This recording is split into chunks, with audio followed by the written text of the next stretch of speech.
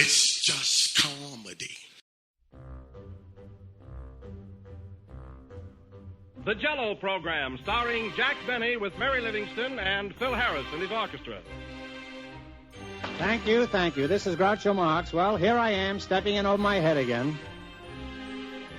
With Fibber McGee and Molly. Folks, this is just as new to me as it is to you. Hello? Hello, Mr. Benny, this is Rochester. The Great Gildersleeve. Well, what an original greeting. Hello and welcome to another week of comedy, funny, haha, on Dwayne Old Time Radio. One thing, please subscribe to my channel. If you enjoy what I'm doing, subscribing is 100% free. Also, one more thing, if you have a few seconds or 1 minute, please leave a review on your preferred podcast service, especially if you're on Apple, Spotify, or really just your preferred podcast service. Thank you and hope you enjoy. Fred Allen starts the month on comedy, funny, ha-ha. I have a lot of Fred Allen episodes, so I'm going to air 2 episodes this week. The first is titled Hour of Smiles. It's the 56th episode, and that one aired March 21st, 1934.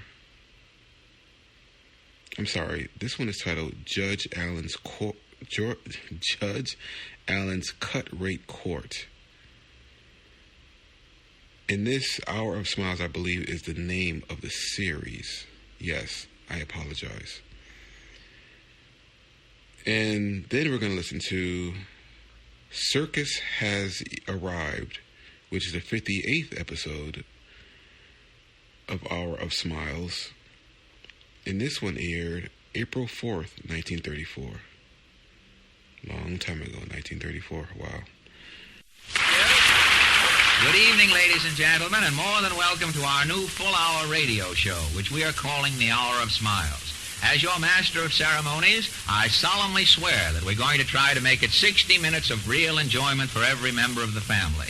Later in the program, I'll take you to Judge Allen's Cut Rate Court, where you'll meet Jack Smart, Irwin Delmore, Lionel Stander, Minerva Pius, Eileen Douglas, and Portland Hopper.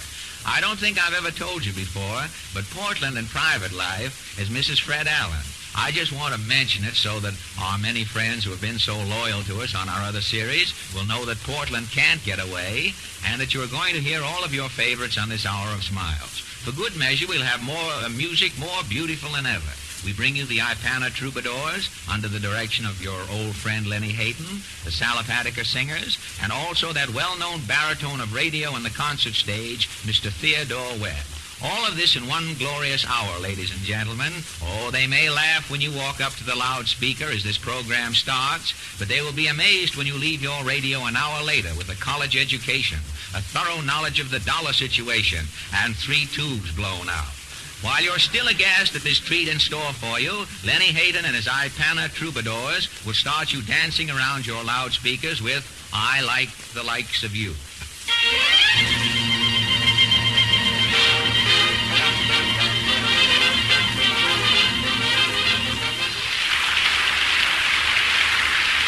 Thank you, Lenny. And now I'm going to ask the Salopatiker Quartet... Flash, Mr. Allen. And flash to you, sir. Have you got news? Yes, you're introducing the wrong number. Now, wait a minute. Who are you? I'm the picture operator. The newsreels are next. Say, that's right. Thank you for butting in. Oh, it's no trouble. I'll butt in again sometime. Well, I wish you would. Next, ladies and gentlemen, you'll hear the news of the day. As your Passe News cameraman, I pry into the nooks and crannies of old Mother Earth for your entertainment and instruction. The screen is lowered, the studio darkened, the camera starts, and we bring you the highlights from the news of the week, the Passe News. The Passe News sees nothing, shows all. Abyssinia, Africa. Local wits dance, discuss arrival of prominent American tourists. Say, Sambo, who that lady I seen you with? That wasn't no lady. That was Mr. Info. Yankees training camp. New York plays first baseball game of the season. Doorman throws out first gate crasher. Ticket. ticket? Hey, where's your ticket? Why, listen, I'm a personal friend of One-Eyed Conley. Yeah, scram, you muzzler. Babe Ruth takes his first swing at the ball. Thank you, folks. I'm going to hit 52 home runs this season. I have to get around the bases on a wheelchair. Beloit, Wisconsin. Mrs. Wisdom, 71 years young, is cutting her third set of teeth. Mrs. Wisdom. Is this for the movie? Yes, Mrs. Wisdom, but you can't talk with that teething ring in your mouth. Oh, yes. I'm just a cutting and I do. Well, tell us how it feels to cut your third set of teeth. Well, it ain't so hot. I'm 71 today, and a woman of my age ain't got in the business of drooling like a baby and eating spinach. My husband's sore as all get out. Is that right, Mr. Wisdom? Well, I don't mind Henrietta spouting her third set of teeth, young man. That's fine. But if she starts growing a new tongue, I'm off to Reno. Albany, New York. Business upswing gains momentum. Passe News gets opinions from men on the street. Thomas Prune, freelance florist, airs his views, and they need airing. Well, folks, I used to be a white-collar man, but one day my laundry didn't come back. Never mind. Never mind your laundry. How is business? Business is great. I've been selling Easter lily bulbs for 20 years, but I never seen things opening up the way they are this year. Miami, Florida. Mr. Crab, owner of the Surf Boarding House. I'm getting $25 a day for a room with bowl and pitcher. Happy days are here again.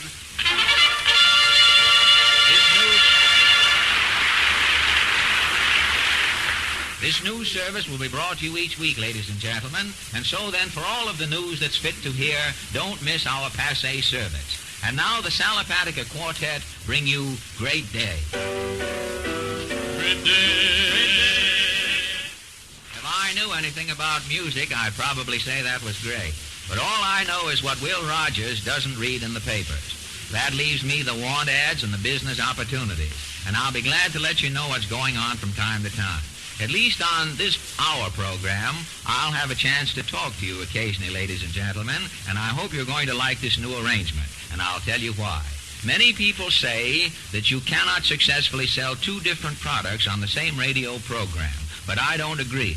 And that is why I have persuaded the Bristol Myers Company to try this full-hour show.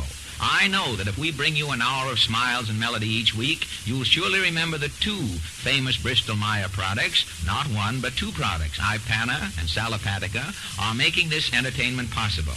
And I know that you will be more than willing to hear what we have to tell you about them for our mutual benefits. And now Theodore Webb, or Teddy as we call him for shorts, when we call him for shorts, Ted Webb and the Salapatica singers will give us Wagon Wheels.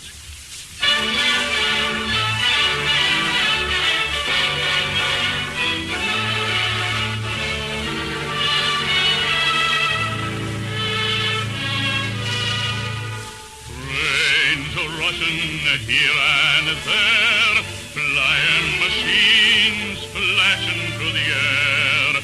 Automobiles all shiny and new for home. Gentlemen, there are smiles you get from Ipana, and there are musical smiles that you get from the Ipana Troubadours, playing a medley from Gold Diggers of 1933 with Lenny Hayton at the piano.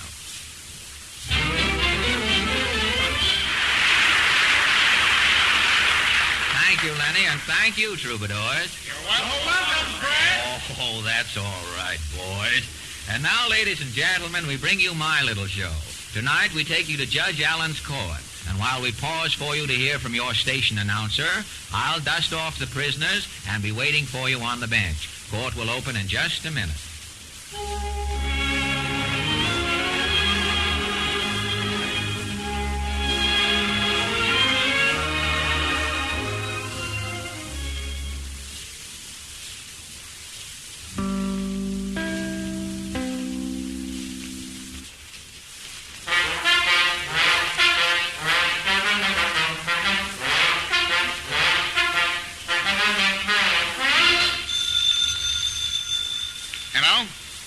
Judge Allen's chambers.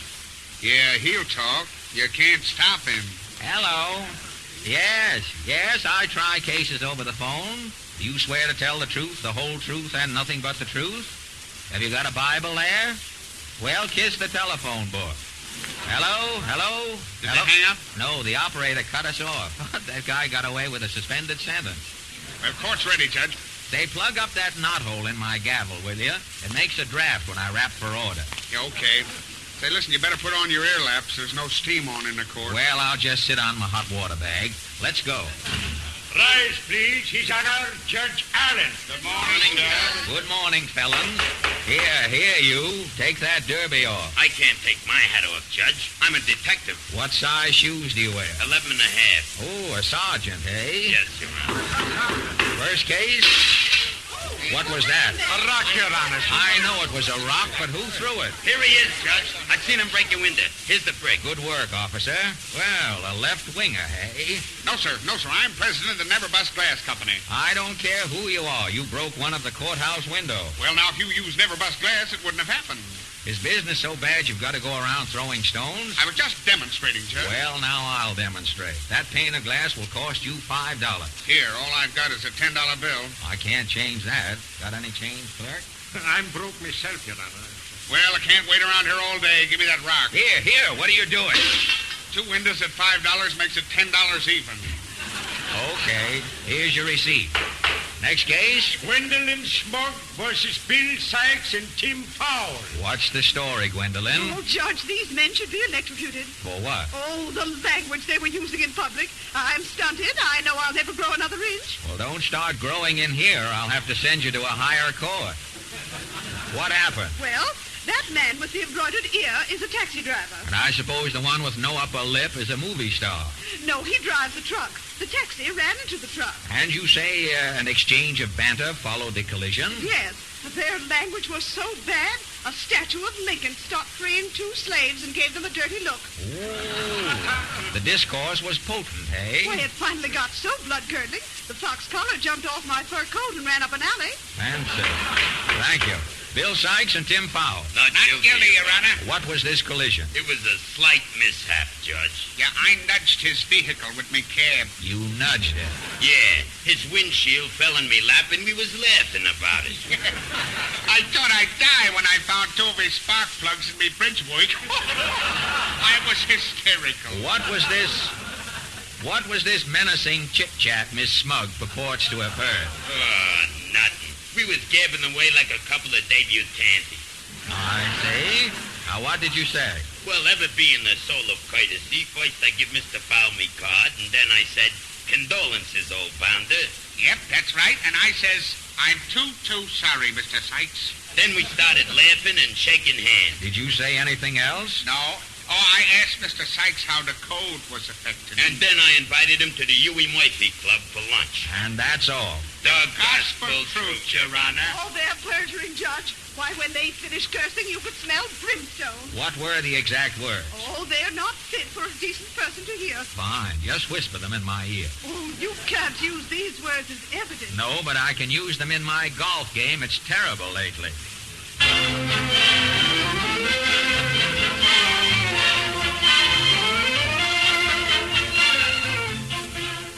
Hubert Pinkbaum versus Minnie Filch. Charge? Shoplifting in a pet and animal shop. Are you the owner of the shop, Pinkbaum? You said it, Judge, my pal. And anytime you're liking to get a hippopotamus wholesale, come into me. Fine. If I decide to turn in my last year's hippopotamus, you'll certainly get my business. Yes, I'm selling animals from A to Z, from antilles to zebras. But what about this shoplifting? Your Honor, this woman is coming to my shop to price a second-hand Pekingese. Yes? And I'm turning my back to look over some puppies. Then I'm turning around and slap me down, a Maltese cat is missing. Guilty or not guilty, Minnie? Not guilty, Judge. This guy is squirrel-based. Yes, so who's stealing my pussycat, so who? Oh, you know cat. Order, please. Any witnesses? Yes, Judge, was a little girl standing in a shop. She's right here now standing. Hello? Oh, hello, Portland. What do you know about this case? Well, I was in the pet store shopping for Papa. Shopping for what? Well, Papa's raccoon coat has a hole in the elbow. Uh-huh, from leaning on bars, eh? I'll intimate mahogany's hard on raccoon skin. So I've heard. But what were you doing in Pink Baum's shop? Papa wants to buy a little raccoon. Oh, it's just a small hole in his coat, huh? No, but if he can buy a raccoon puppy cheap, he can fatten it up all summer, and next winter it'll be big enough to make a patch for his coat. I get it. Did you buy the raccoon? No, Mrs. Pinkbaum couldn't find a raccoon, but she said she'd let me look at a skunk, so she called Pinkbaum. Look, again, she's intimating. Order, please. Listen, the witness is getting balled up, Judge, my pal. No, I'm not. His wife said they were all out of raccoons, but they expected some eggs in any day. Listen, raccoons don't coming from eggs. Here, order, please. Continue, Portland. Well, when he said eggs, I thought about getting some ostrich eggs for Grandpa. Does Grandpa like large omelets? No, but he's nearsighted, and I thought I could make him some colored ostrich eggs for Easter. Say, he could see those all right. I'll intimate. Last year, Papa bought an ostrich to get the eggs direct. Doing away with the middleman, eh? Well, Judge, how am I doing with the case? Yeah, I got a lead, Judge. I got a ticket for the cat show. You hear that, Judge? She's not only stealing my cat, she's putting him in a cat show. Order, please. Do you think the defendant is guilty, Portland? I don't know anything about the lady's character, but I saw a porcupine peeking out of her pocket. Oh, it's a lie, Judge. It wasn't no porcupine. It was a pincushion I lifted in the 5 and 10. Well, if it was, the pincushion was breathing. Here, order, please. I don't like to be buttoned in, Judge, but you please give me a decision. The Blue Eagle says I'm closing up in 15 minutes. She took the cat, Mr. Pinkbaum. She's guilty of pet larceny. Here, you can't say that. Well, look in her coat. I'm innocent, Judge. What's that lump in your coat? Oh, must be something I ate. And I suppose that tail hanging out of your sleeve is a hangnail. I'll intimate. Look, Here, it's moving. search her, matron. Here, get... There he goes. Come here, pussy. Oh, he'll never find the store. He ain't got the address. Here, get him. Judge, why, I'm crazy about animals. You're so fond of animals, I sentence you to 30 days in the Bidewee home. Come on, Minnie, get on. Do I get sentenced too? No, you can go back to the pet shop. That's swell. I think I'll get Grandpa a peacock for Easter now. It'll save you a lot of trouble. I'll join in. The peacock will lay the Easter eggs already colored. Well, goodbye, Portland. Peekaboo. Next case, Philip Waddle and Tuscany. Down. Here. This is a cafeteria court. What is this, officer? I found him singing hymns outside of a church. Your Honor, I was in no condition to go into the church, so I was holding services outside. You were holding your own services? Yep, that's right, Judge. Fine. Now I'll take up the collection. $10. Okay, start the organ.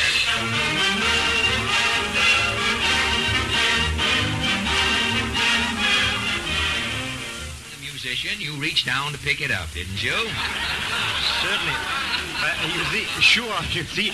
Well, just as I was sniping it, somebody stepped on my right hand and broke off 2 of my fingers. Did that affect your piccolo playing at the opera? I should say, and all through the performance, I was blowing sour notes. That's all, Mr. Scale. Madam Pizzicato. I'm not guilty, Your Honor. Keep quiet, Wince. Now, Madam Pizzicato, you sang at the Opera House that night, didn't you? Oui, Your Honor. Oh, it was terrible. The piccolo playing threw me off key. As I understand it, your obligato ran amok. Oui. The audience, they hissed at me. The gallery, they throw alligator tails. Oh, my career, she is finished. Everything happens for the best. That's all, madam. I'm not guilty! Quiet, Wince. I'm not through with you yet. Next witness, Duncan McTavish. Hey, Your Honor, right here. Mr. McTavish, you were at the opera that night, weren't you? Hey, and Hootman, I never heard such screeching and howling. Where were you sitting, Mr. McTavish? In the gallery, of course. The robbers charged me 25 cents. Now, tell us what happened when Madame Pizzicato's obligato went awry. Well, I started hollering for my money back. Hollering from the gallery? Aye. I was prepared for the worst. I brought my megaphone. I see. And in your excitement... Order, please. And in your excitement, you leaned over too far and fell out of the gallery into the orchestra. Aye, Your Honor. I fell into an empty seat. And then what happened? Well, the usher came up and he said, that seat will cost you $8.80. Then everything went black and I fainted. That's all, Mr. McTavish. Mrs. Van Vanderpip. I'm not guilty! Quiet, Winch. Now, Mrs. Van Vanderpip, you were seated next to the empty chair into which McTavish fell. Yes, Your Honor. I was holding that seat for my husband. He hadn't arrived yet. Oh, my poor husband. Please, madam, control yourself. I'll see that justice is done. Now, when Mr. McTavish fainted, he slumped over with his head on your shoulder. Yes, and that's when my husband came in. And when he saw a strange man's head on my shoulder, he went mad with jealousy and he killed himself. I'm not guilty, Judge! We'll see about that. Senator Flounder. Yes, Your Honor. Senator, you knew Mrs. Van Vanderpip's husband. Yes, Your Honor. Mr. Van Vanderpip was a very important figure on the stock exchange. What effect did his suicide have on the market? Why, it caused prices to tumble, wiping out billions. Banks and factories were closed. Millions were thrown out of work into the bread lines. The whole world was shaken into a state of great chaos from which it is only now beginning to recover. I'm not guilty, Judge! No, Casper Wentz. You're not guilty of smoking a cigar in the subway. But mark you, you are the wretch who threw the buck that tempted the man, that crushed the hand, that played the piccolo, that spoiled the song, that caused the man to fall out of his seat and faint on the shoulder that belonged to the woman that married the man that fired the shot, that killed himself and started the crash that caused the depression that may result in another world war. No, I'm not guilty, no! I sentence you to 5 years for maiming the piccolo player. No! 10 years for ruining Madame Pizzicato's obligato. No! 15 years net for wear and tear on Mr. McTavish. How about my 25-cent refund? 99 years for the murder of Mr. Van Vanderpip. No! And life at hard labor for treason to your country. No, let me go! Oh, Your Honor, Wills has killed himself. Killed himself? That'll be 10 years more for contempt of court.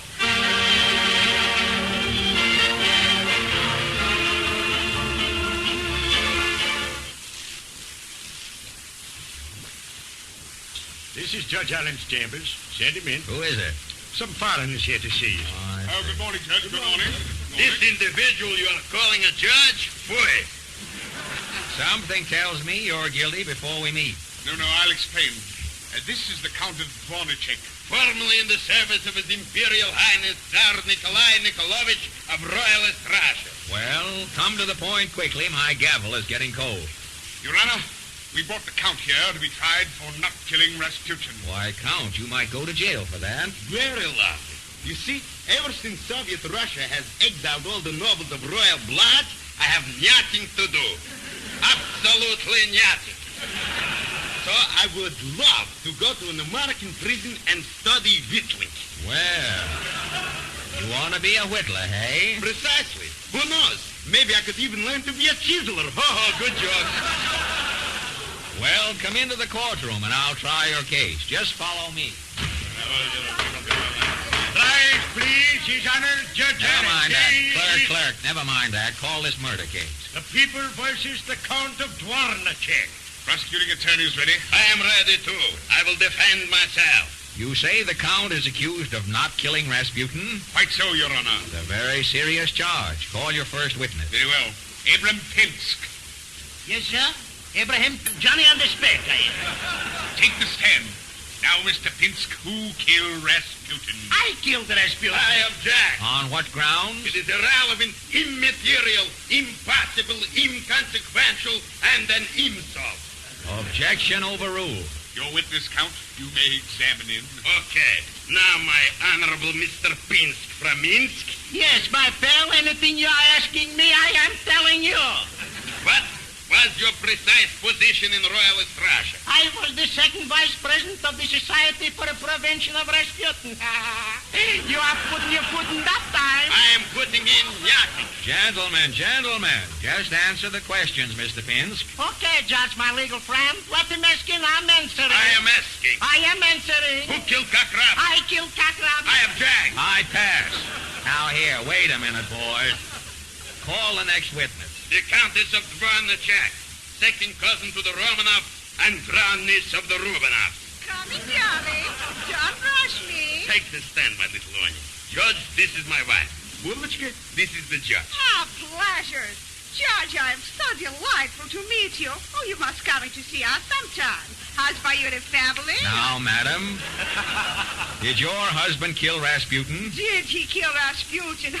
Can a duck swim? Yeah, don't change the subject, Countess. What do you know about Rasputin? All I know is what I see in the movie. Ignorance is no excuse, madam. Count, take the stand yourself. Okay, Judge. As you say in America, I'll tell you the whole story. From soup to nuts to you. What happened the night Rasputin was killed? Well, it was like this.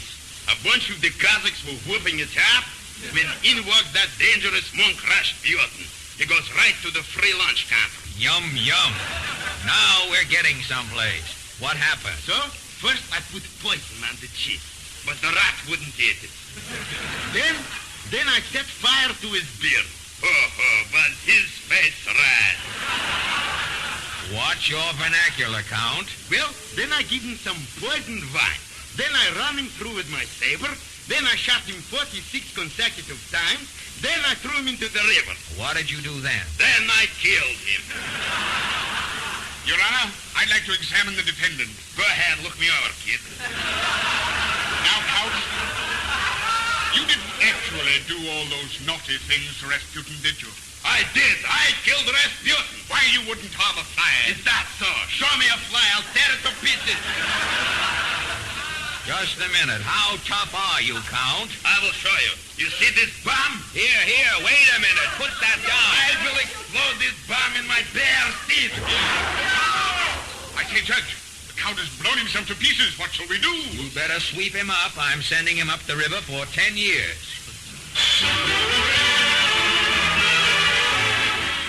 Are the two products that stand back of the Hour of Smiles. And now Lenny Hayton, the Ipana Troubadours, and the Salapatica Singers. Love is love anywhere.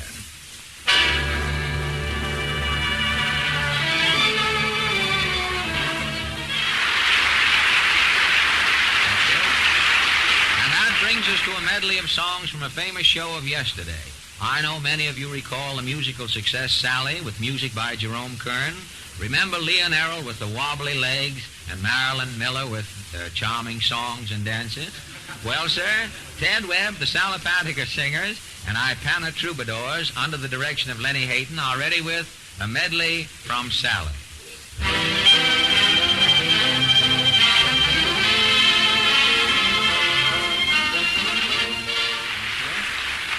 Before I open my question box, ladies and gentlemen, I want to thank you all for attending our first Hour of Smiles. If you've enjoyed the music, if we've brought you a smile or two, we're very happy indeed. And in that connection, Mr. Allen, if I may interrupt, I'd like to remind our listeners of the two products which bring them this Hour of Smiles. The first is Ipana. Why don't you begin the use of Ipana tonight? Brush your teeth with it and wear a smile that shows teeth gleaming white.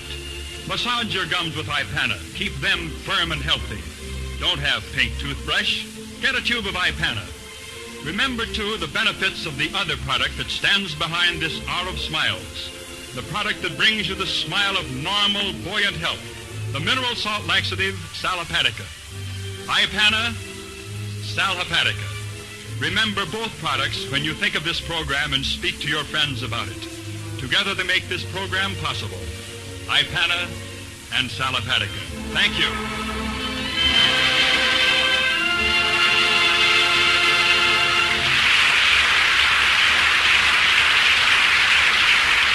And now, Mr. Mr. Allen ambles over to his question box. Good night, ladies and gentlemen. Well, the question box still has no word from Dillinger. But this postcard mark delivered under protest comes from Mr. Jack Roach at St. Louis, Missouri. Mr. Roach says, quote, some years ago, during a tonsil operation, the family doctor accidentally removed my Adam's apple. So many people asked me about the missing apple that I had to grow a beard in self-defense. Now the beard is so heavy I cannot find my mouth in it. During meals, I keep sticking forks into my cheek, and when I try to eat soup, my beard looks like a well-dunked beaver. Can you help me? Unquote. You have come to the right party, Mr. Roach. The beard problem is so old it has whiskers on it. To help beard owners with the soup dilemma, I have invented a combination comb and soup spoon, which is getting excellent results at House of David banquets. The comb starts at the nostrils, and when the mouth is reached, the spoon tips up and empties its contents. Or, if you don't care to buy one of my combination comb and spoons, you might try saying Walla Walla during your meals and inserting snacks of food as the mouth opens wide on the first syllable, wah. If all of this is too much trouble, Mr. Roach, how about fasting for 3 days? On the morning of the 4th day, pass a bit of toast nimbly around the outskirts of your beard. As your mouth snaps at the toast, you can insert a bookmark.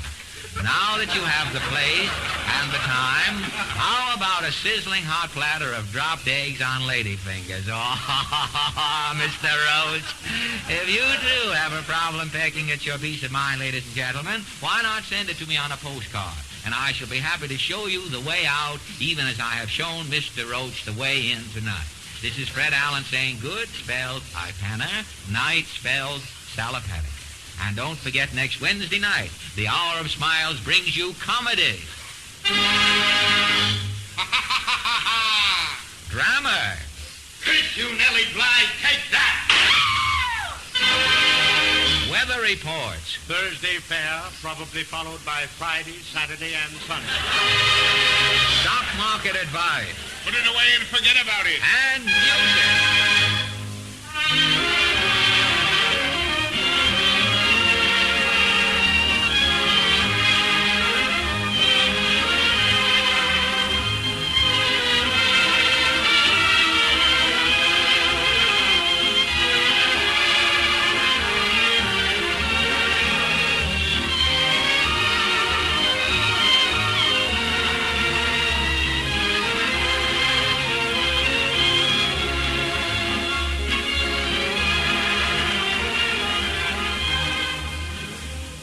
From tonight, ladies and gentlemen, on April the 4th, the makers of Ipana will announce on this program, The Hour of Smiles, complete details of a dental charm contest open to every girl and young woman in the United States. 3 winners will receive 3 trips to the Chicago World's Fair. Winner of first prize will be the official dental charm girl of the Century of Progress, 1934. Next week, tune in on the Hour of Smiles for another riot of fun with Fred Allen. Music by Lenny Hayton and the Ipana Troubadours, the Salapatica Singers, and as an added attraction, a charming guest star, Miss Norma Terrace.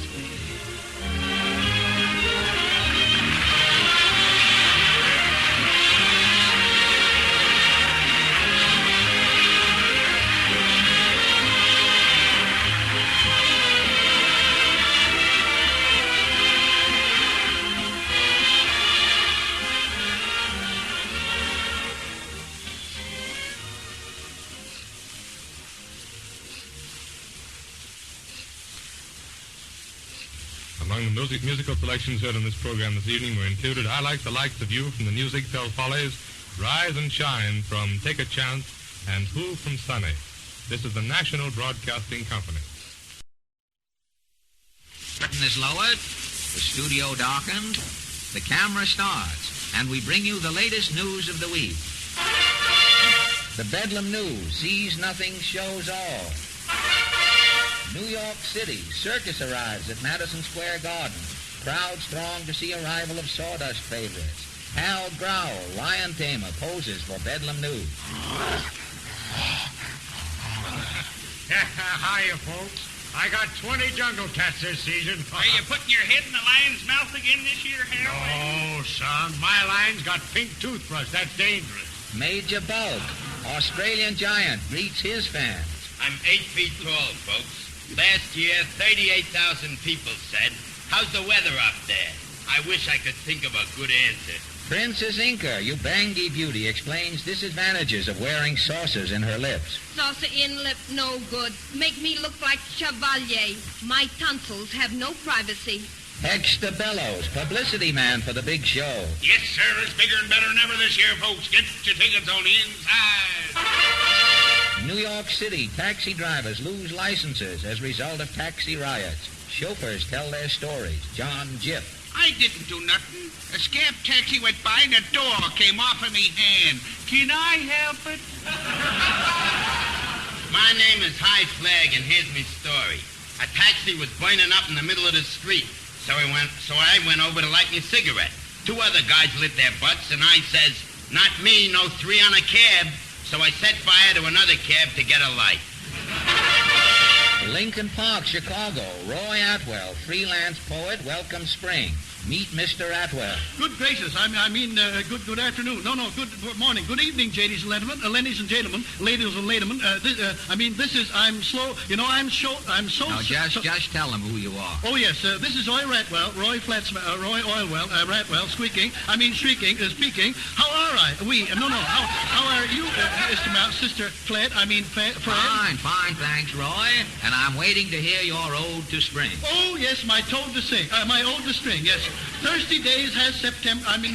Dirty hay. No, do you think spring would be timely? Of course. I suppose you've written a poem. Oh, no, Fred, I'm no poet, but there mums to my kind, their slums, there comes to my mind that old slang, in the spring, among fans Yancy, a long man's pants, a young man's Nancy, a fancy, lightly turns to thoughts of love, and as he grows older, does he stop loving? No, a man who really stubs can never lop stubbing. A stub who really lops, a man who really loves can never lop. A slop who never let it go. But spring is beer. Bach is beer. No. Spring is here, and the little twits are birdering. The little birds are twittering in the tree top. The it is spring, and the spreading chestnut tree. No, the fleeing spreadnut bee tree. No. It is tree. It's spring, and under the bedding, the sledding, under the spreading village tree, the chestnut smithy gland. No. Perhaps I could help with a few words. No, wait, Fred. I have it. Under the chesting vilnut tree, the spreading banana stand. No, the village banana band. No, let it go. But the thought is there, yes. And at this slime of beer, this time of year, to realize that Mother Earth is springing to strike, to wife. Oh, yes, Roy, to watch the unfolding of a tiny little bud and to see the early bird catch the worm. Yes, Fred, to watch the unholding of a tiny little ruffner, a tiny fiddle bud, and to see the early moth scratch the bird, catch the bird, get the bird. I love to listen to the little katydids chirping their sweet, contented song. Yes, Fred, yes, I too. I love to listen to the little katydid chirps diddling their sweet, yes. And is there anything sweeter than to watch a hen with her chewed of bricks, her brood of chicks, which reminds me of that old saying, never count your hen till their chickens are scratched. Never scratch your hen, and never mind your hen, but how true it is, yeah. It's been simply swell having you here. Yes, Fred, and it's been pimply, swimply swell having me being here with you all tomorrow, tonight. I've hissed me. I missed you. I missed you all. And I hope you hissed I. Me. And I always say, he who.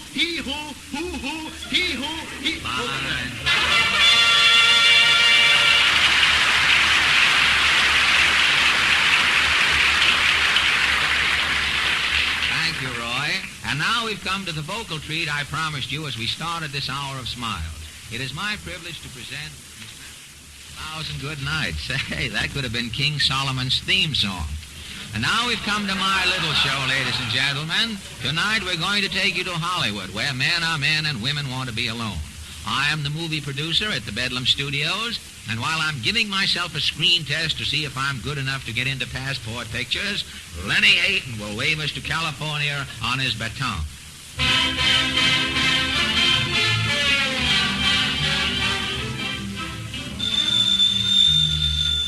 Bedlam Studios?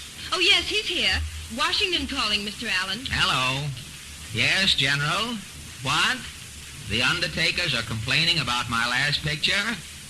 Death Takes a Holiday violates the embalmer's code, eh? All right, I'll change the title. We'll call it Life Laughs at Pallbearers. Okay, I'll change the finish of the picture, too. I'll have death raising the wages of sin and accepting the 40-hour week. Okay. Here's the mail. Anything else? Yes, the review of your new picture, 8 Girls in a Boat. What did Variety say? The boat steals the picture. Fine. Remind me to take up the boat's option. Yes, sir. Hello. Who is this? The casting office? Yes. The comedy horse? You've got the man to play the front legs? He can't get a partner, eh? Okay, I'll be right over myself. All right. Why, good heavens. What's that? Why, Reginald Fancy Pants and Claudette Fadad are out again. I'm through. Positively finished. I'm finished, too. I'll tear up my contract. Now, just a minute here. My public won't tolerate it. Reginald Fancy Pants playing with a rank amateur. I have a public, too, don't forget. Now, here. Don't go dragging his name into this. No, she's impossible. He's an artistic mess. Now, see here. Remember, I'm the boss. And what have you got to say? Only this. I smelled ham when you two came in here, and the nearest delicatessen is 3 miles away. Why, the idea. And let me tell you something, Miss Fade Out. The last picture you made, I had to cut up the celluloid and sell it for mandolin picks. I told you. You told me. Listen, Fancy Pants. Half of the movie fans in America blew the fillings out of their front teeth hissing your last masterpiece. Well, I didn't mean to be hasty, Mr. Allen. Now, you get back in your wheelchair. I'm really sorry, Mr. Allen. And you get back on the set. Mentally, you should be out playing with Baby Leroy. Yes, sir. There's a tough-looking gentleman waiting. Probably a King Kong admirer. Send him in. Listen, Bum, I want to get in pictures. Have you had any experience? You said it, buddy. Just pipe the profile. I screen like $1 million.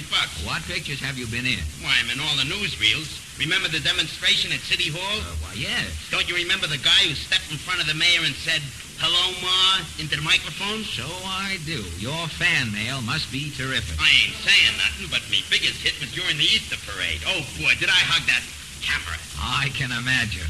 When I hit Mr. Van Hester's plug hat with the Easter egg, well, sir, the people at the Translux fell in the aisle. Why, you're not leaving the newsreels flat, are you? That's up to you. My admirers tell me I'm right for a feature. How is it up to me? I got a cameraman outside. If you don't give me a job, he's going to make a newsreel of me batting your brains out. Well, really now, I don't film so well. No, Hammond and Hawkin, do I get the job? My dear fellow, you were under contract 20 minutes ago. I've been trying to get a chance to tell you.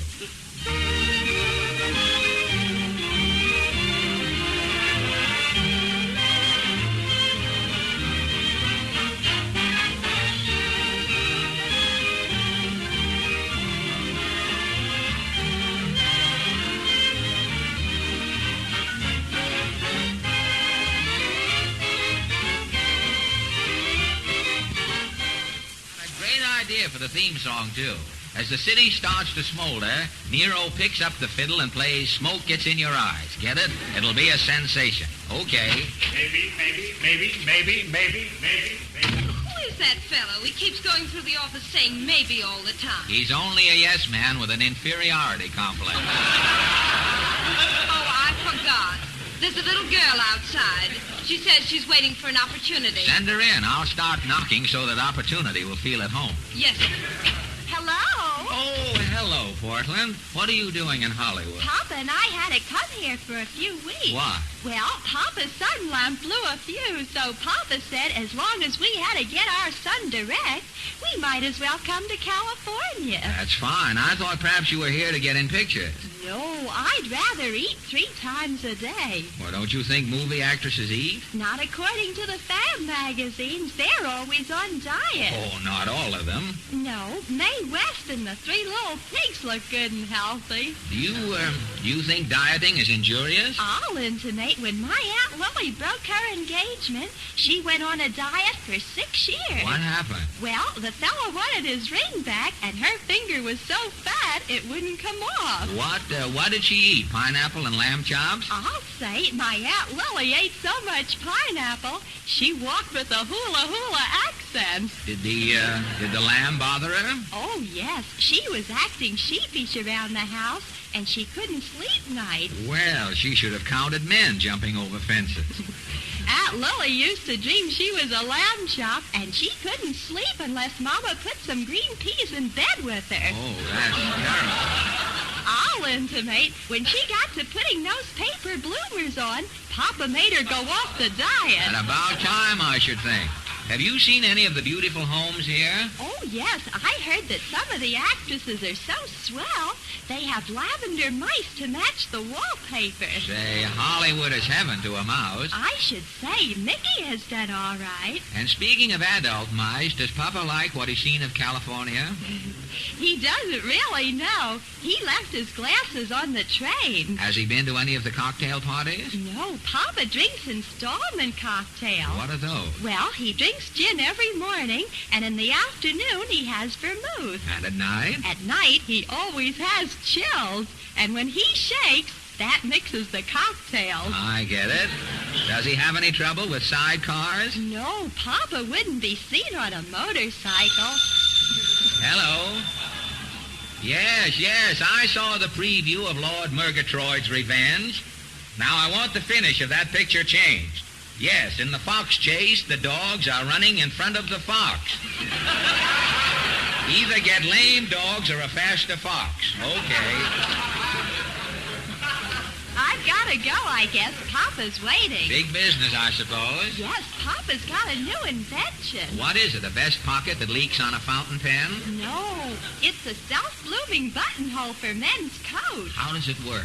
Papa sews gardenia seeds in the self-blooming buttonhole, and when it rains, flowers grow out of the lapel. The lapel, hey, I get it. Goodbye, Portland. Peekaboo. Denny Hayden is ready on stage 4. Good. Tell him to run over that chorus.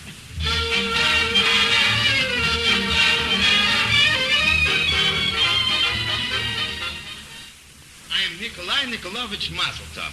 I've come all the way from Soviet Russia to study your marvelous motion picture technique. Oh, I see. You wish to learn our American methods. Precisely. Fine. Now I'll show you the evolution of a motion picture from just an idea until it's flashed on the screen in hundreds of empty theaters around the country. Very lovely. Come on, we'll start right away. Now, in this room here on the right, we keep our idea men. We'll go in quietly. Very interesting. Their brains are working while they sleep. Huh? Here, you bad boys. Wake up, laggards. There's work to be done. What do you mean, Gee, Mr. Allen, I was just dreaming a swell idea, but you woke me up and I lost it. Well, I'm going to have an idea right away, boys. Come on and concentrate. Say, Mr. Allen, with all those costume pictures so popular now, why don't we do the Ruby out of Omar Khayyam? That's a good idea. Who wrote it? You know, Omar the Tent Maker. Why, we could make a swell musical out of it with Persian harems and dancing girls. That is magnificent. Okay, get a hold of this guy, Omar. Why, Omar's been dead for over 800 years. Well, don't bother digging him up for this one picture. Come on, Nikolai, we'll start the ball rolling. But I don't want to be playing ball. Now, the next step is to get the scenario writers working, right in here. Look, they're all busy writing masterpieces. All right, boys, put away those crossword puzzles. You, Krasner. This ain't no crossword puzzle. I'm writing Catherine of Russia. Fine. If she comes over, tell her to bring a friend, will you? Anything else? Yes, drop everything and get to work on Omar the Tent Maker. Never heard him. Oh, Omar the Tent Maker. Come on, Nikolai. Where do we go next? Now we'll put the director himself on the job. He's in here making a picture. Listen. Roast beef medium, apple pie, cup of coffee. Roast beef medium, apple pie, coffee, coming out. Yeah, but wait a minute. Mr. Allen, pardon me, what picture is this? This is a lunch wagon version of Dinner at 8 for the smaller theater. Okay, everybody, cut. Hey, Mervyn, come over here a minute. At last I'm meeting face to face a great American director. Well, strike me pink if it isn't the big cheers. Hello, Mr. Allen, my pal. Mervyn, I want you to meet Nikolai Muzzletop. I've come all the way from Nizhny Novgorod. A foreigner, huh? Well, sticking around for you learn something here. How is everything, Merv? Oh, it's pretty bad. I could see the handwriting on the wall. Well, don't worry. You can't read it. It's in English. You'll have to get busy, Merv. We're going to start shooting right away. A new picture about Omar Khayyam, the tent maker. Yeah, say, I once knew Chaim the pence maker. No. Must have been two other workmen. Get out our biggest stars for the love interest. Oh, here they come now. Oh, so these are your American stars? Mr. Allen, I'm all a Twitter. Hello, Mr. Allen. Kiss me and say hello. Now, you two get ready to go into a new picture right now. Oh, not today, not tomorrow, but right now. Yes, sir. And Mervyn, get the art and costume director on the job. Come on, Nikolai. Well, this is such efficiency. Now we're going to the publicity and advertising department. Stupendous, terrific, gigantic, superb, prodigious, immense. Quiet, everybody. Now, listen, the stuff you've been writing here has been too modest. You've been hiding us behind the bushel. Now, I want you to send out some stories on Omar the tent maker, the colossus of all extravaganzas, with 50,000 hand-picked, delectable, voluptuous dancing girls in a breathtaking pageant of exotic loveliness, unparalleled since the dawn of time. Get it? That's a germ. Now, start from there and build it up. Okay. Come on, Nikolai. 50,000 dancing girls. Oh, boy, do I have fun. Oh, Mr. Allen. Oh, Mr. Allen. Why, Miss Blue Schnozzle, I'm so glad. Don't be so glad. I hear you're doing a picture about Omar, the tent maker. Oh, it's just a little educational, Phil, Miss Blue Schnozzle. Oh, it's 50,000 voluptuous dancing girls hiding under a bushel. Really, Miss Blue Schnozzle? I warn you, Mr. Allen, that picture is indecent. What is it in your part? As president of the Sniff and Snoop Society, I'll protest. Oh, all right. Come on, Nick. We've got to make the rounds all over again and call the whole thing off. For why? In 5 minutes, you build it up here a whole motion picture from nothing. Comes along a Miss Blue Schnozzle, and poof, you are back to nothing again. Fellow waiter, revolt! They're throwing 50,000 voluptuous dancing girls out of work. Fellow waiter, protest! They will march to Washington. Follow me. Down with bourgeois prudery.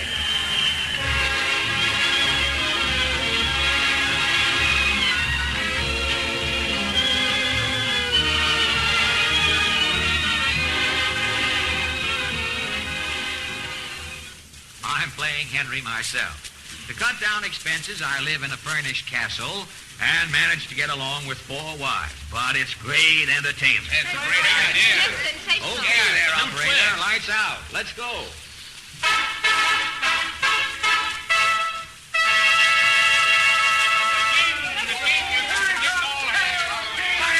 Silence! The king speaks. Hip, hip, they want mercy me and a happy karaoke. I say, does anyone want to play leapfrog? Does anybody want to marry me? Oh, I say, this is discouraging. Lord Chamberlain. Yes, Your Majesty. Do something about it. Don't stand there like a Roxy usher on his day off. Oh, but what can I do, sire? Say, what about an exciting boar hunt? Oh, I have too many boars in court now. I tell you, I want to play leapfrog, knave. Yes, sire, yes. The king wants to play leapfrog. Righto. Come, who'll go a leapfrogging? The guillotine is ready, sire. Righto. Serve it with whipped cream. Aha, Your Majesty jests. And are you putrid? The guillotine is not the gelatin, sire. Well spoken, Knight. I say, Chancellor, it behooves me to behead a wife. We're behind with our beheading. Oh, but we've run out of wives, Your Majesty. Have you looked in the closets? I say, there must be one around somewhere. I've looked everywhere, my lord. Who is that lady I seen you with last night? Why, that was my wife. Can't we behead her? Oh, I'm sorry, sire. She lost her head at breakfast this A morning. likely story. Come on, get busy, everybody. We need a fourth for guillotine. Right-o. Sound an antitoxin. Write to your congressman. Your Majesty, the Duke of Buckingham is without. Aye, and so am I without.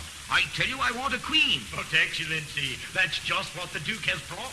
Who is it? One Annie of Cleve. Just one eye. Well, bring the wench in. Perhaps I'll marry her. Oh, she's quite charming, Your Majesty, and very blonde. A blonde? Hi-ho, and a pair of polderols if you can handle them. Send her in. The gentlemen prefer blonde. Hi, there's a wise guy in every court, boys. Just for that, everybody out.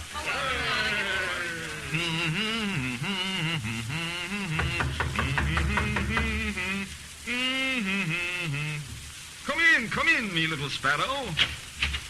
Hello, dear. Come here, Annie, me pretty baggage. Take your bonnet off. Give me a peep at your pretty voice. There.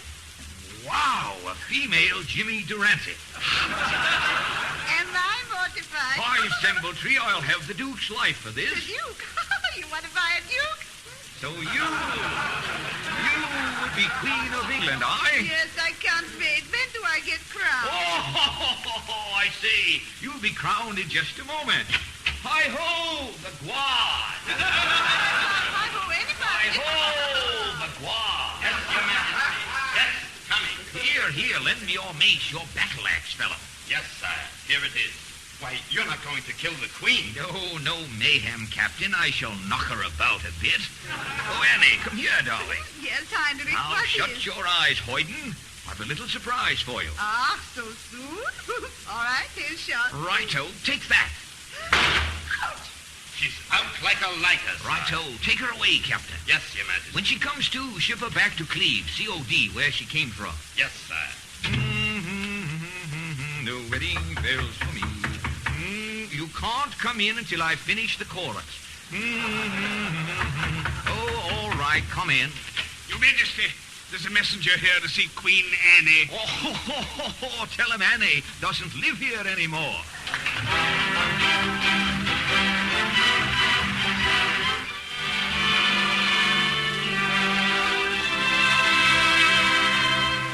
Mr. Allen's question box. Well, the question box is heavy laden, and this letter written on a bit of sailcloth comes from Mr. H.C. Gifford and the crew of the Nantucket Lightship.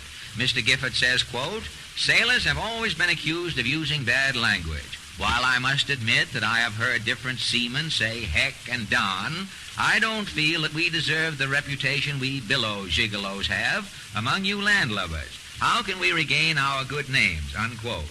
You have written to the right party, Mr. Gifford. If you jolly jack-tars want to indulge in some harmless phrases that are nautical but nice, here are a few that may help. Go feather your crow's nest is refined but effective. When you're rammed by another boat in a fog, lean out of the nearest porthole, smirk at the offending captain, and say, "Woe betide." He won't know whether you mean high tide or low tide. And believe me, he will go aft and hide his head, I'll bet. If you are ever called upon for some high-class invectives in foreign waters, send for my pamphlet, How to Curse Abroad in 10 Easy Lessons.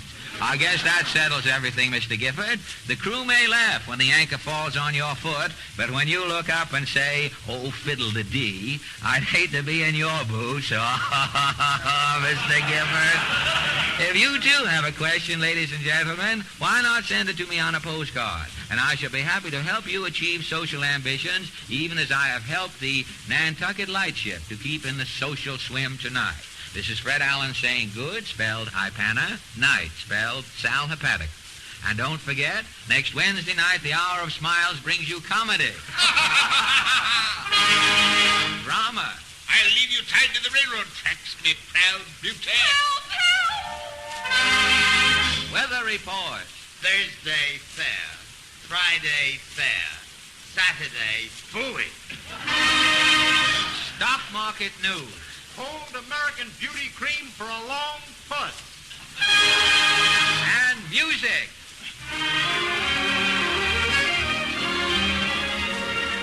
And to every girl and young woman listening, good luck in the great new dental charm contest now being held by the makers of Ipana toothpaste. Remember that... Thank you for listening to and showing your support for my podcast. If you would like to receive notifications of when new episodes are posted. Please subscribe to my channel. Subscriptions are 100% free, and they really help me get an idea of how I'm doing. Well, hope you enjoyed, and until next time, stay safe, wish you well, and as always, peace.